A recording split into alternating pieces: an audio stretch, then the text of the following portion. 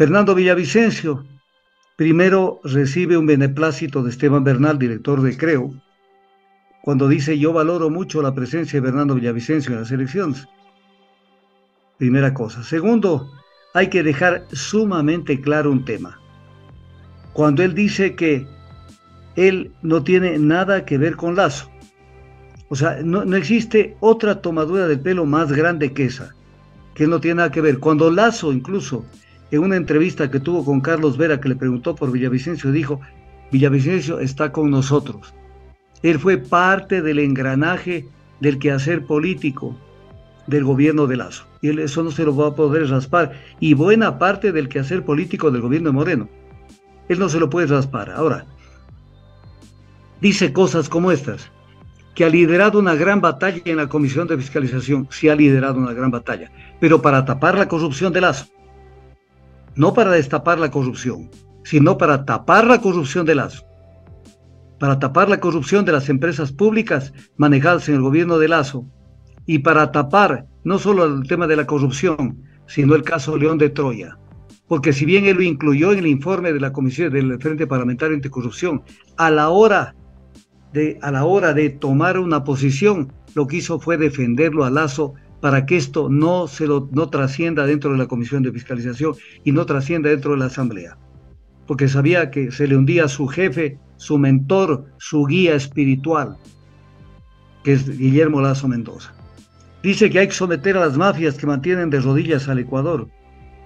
¿A cuáles mafias se refiere? Pues a las mafias a la mafia albanesa.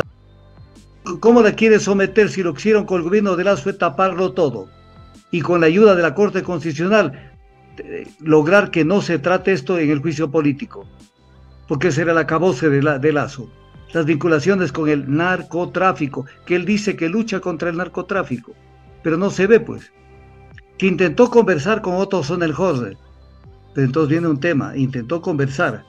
Entonces eso quiere decir que en la segunda vuelta los que lo apoyan estarán con Otto Sonnenhorst.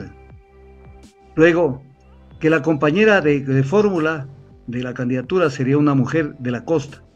Suena que sea Marta Roldós. Ahí sí me llamaría la atención de que sea Marta Roldós. Pero ella sabrá hasta qué punto compromete la imagen de su padre con una candidatura de la ultraderecha, que es justamente la que combatió su padre. Luego dijo que liderará la lista de asambleístas Patricio Carrillo, el general Patricio Carrillo.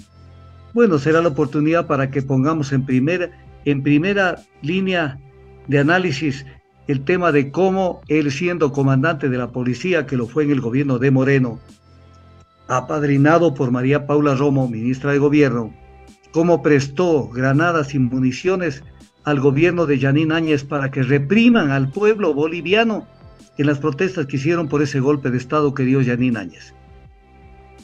Luego dice, aquí es una cosa, su disidencia, porque sabe que su contendiente es Topic, entonces lo llama mercenario de PlayStation. Bueno, pues ahí que le diga nomás a Topic, que sí parece que es mercenario de PlayStation. Luego dice que hay que equipar a la Policía Nacional y fortalecer los grupos de élite.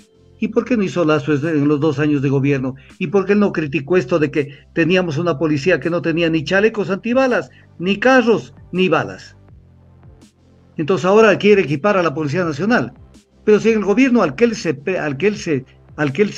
perteneció desde la Asamblea Nacional, porque lo ayudó en todo, fue el portero, el golero, como en el fútbol, el que tapó los goles que le querían meter a Lazo. Luego nunca habla nada de los paraísos fiscales, porque él investiga montonera de cosas, pero los paraísos fiscales y el manejo del dinero en paraísos fiscales, tanto por parte de Moreno, cuanto por parte de Lazo en especial, y otros casos más, no dice ni pío. Dice una cosa que es terrible: existe una gran estructura hospitalaria que está abandonada.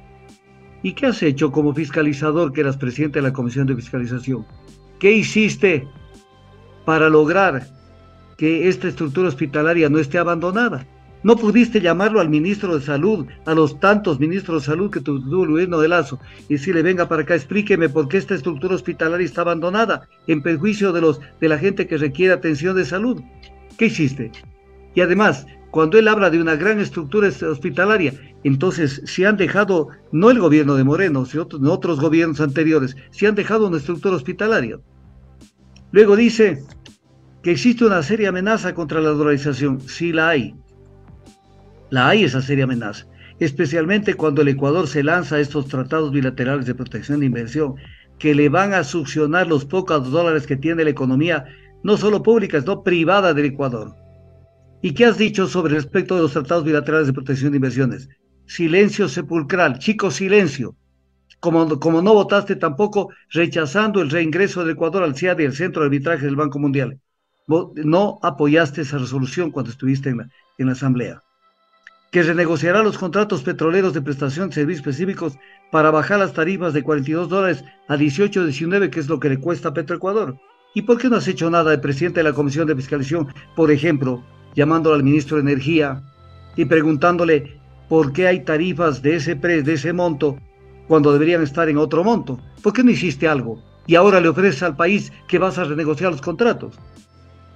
¿Por qué no hiciste absolutamente nada y callaste? ¿Por qué esta renegociación de los contratos petroleros, o mejor dicho, la suscripción de estos contratos petroleros de prestación de servicios específicos, no son de ahora, son de algunos años atrás? ¿Y qué has dicho respecto de esto?